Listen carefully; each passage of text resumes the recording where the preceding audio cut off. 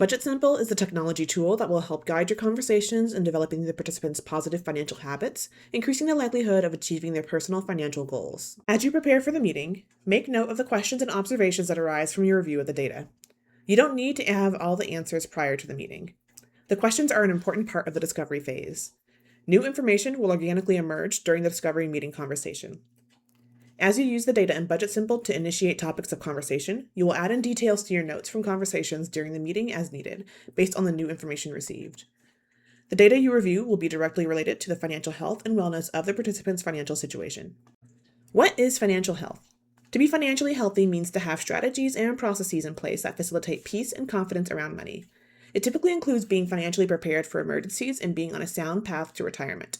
It encompasses factors such as income, savings, debt, and investments. It incorporates both quantitative and qualitative analyses, taking into account the person's psychological experience with money with the aim of reducing stress and increasing happiness. Financial wellness is a piece of financial health. It is the overall emotional state and confidence level regarding finances. It encompasses attitude, behaviors, habits, and the mindset around money. The individual's value system and relationship with money, conscious and subconscious, play into wellness. Financial wellness is supported when financial literacy is turned into financial capability.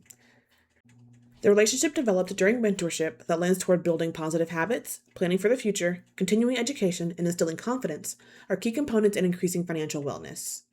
We will be reviewing how to assess the participant's financial health in this module. Financial health affords the participant's ability to live the lifestyle that's important to them, achieve their financial goals, and project their retirement potential. There are 3 components to supporting a full picture of a participant's financial health. The first component is observation of the current financial situation and their Budgetsimple profile.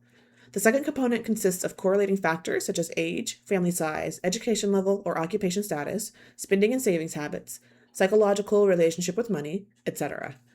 The final component consists of the participant's goals, target retirement age and lifestyle, intended family size, and long-term financial goals.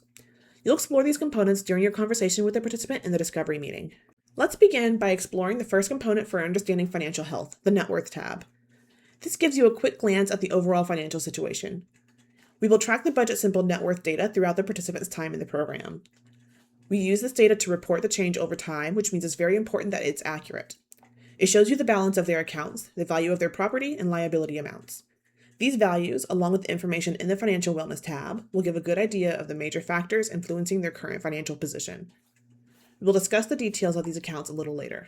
The amount of information and types of accounts will vary due to the individual nature of a participant's financial situation. Some participants may have several accounts, while others may have only a few. In the discovery phase, you will view the information for accuracy, understanding that not all participants will have every type of account.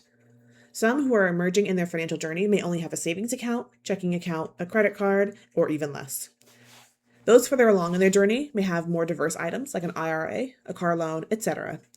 For each stage of their journey, you can identify which accounts may be beneficial to add.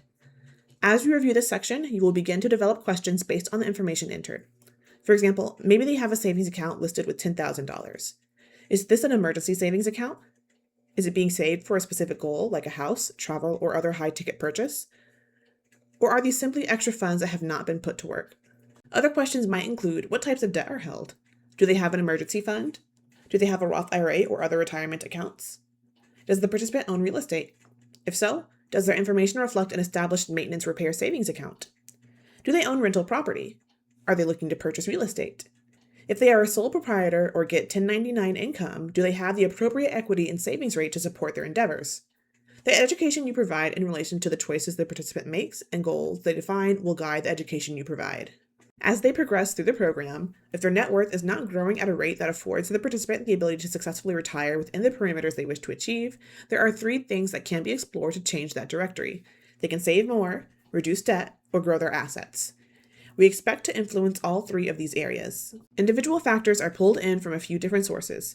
Their profile will detail their basic identifying information and some basic information on their income and family size. You can take a peek at their financial priorities. You will find a questionnaire titled Relationship with Money in the Financial Wellness tab.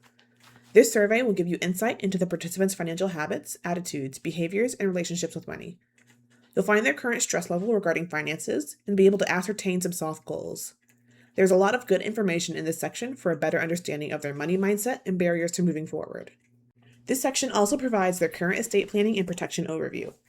Despite having learned about these items in classes, it's not uncommon that this section needs to be reviewed in detail again during the meeting, as it is one of the more complicated sections to understand and difficult to approach. We're building a habit of regularly reviewing and updating these needs as their financial situation changes. In the Estate Planning tab, you'll find the answers to basic estate planning needs. The majority of participants will not require a complicated estate plan or will. However, this tab is useful in educating on the important components and helping determine which items do apply. We find that the majority of participants lack three main items of estate planning. This includes beneficiary designations or transfer on death designations, healthcare directives, and disability. These three components tend to apply to everyone regardless of age or situation. Next on the priority list would be life insurance if they have people who depend on their income, such as a partner, children, parents, or other family members. The insurance sections allow you to review their coverage levels to help them determine if it is appropriate for their situation. Insight into spending habits and sources of income can be ascertained from the My Budget section. The Budget Tracker and Spend Tracker subtabs provide overviews, while the Income and Expenses left menu item drills down into each transaction by month.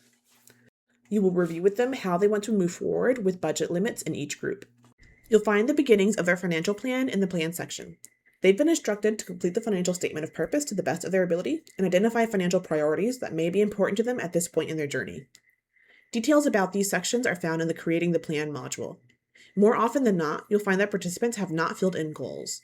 Your role as a mentor is to help them identify the goals and how to achieve those items through next steps during the meeting. At this point in the review process, you'll likely have a good idea of what goals they might want to work toward, or what you could explore if they have a more difficult time verbalizing them. Lastly, you'll take a look at the Retirement section. The Retirement tab assesses the net worth and current projection for financial independence. For defined contribution plans and Roth IRAs, you will need to ask how they are invested to assess whether or not you need to educate on the importance of diversification. If their pension plan is projected to cover 50% of their retirement income, that may explain why they do not have other retirement accounts, or if their savings rate seems low, say maybe 10%. You will make a note to assess the likelihood of them retiring with pension during their discovery meeting. Many participants are planning career transitions. Additionally, we want to evaluate if they are maximizing the benefits of their employer plan as well as being appropriately diversified. If a participant shows their retirement match is 5% of their salary to a 401k, we would expect a 10% contribution rate for that account. It is important to educate on the benefits of contributing to get the maximum match. Questions to assess the financial health of your participant from Net Worth and Retirement tabs will include: are you taking the right amount of risk? Do you have the right mix of assets? How much wealth do you need to make work optional? Are you using your income in a way that benefits you most? Reviewing their situation is essential in asking effective follow-up questions to provide the proper amount of education and support to your participants.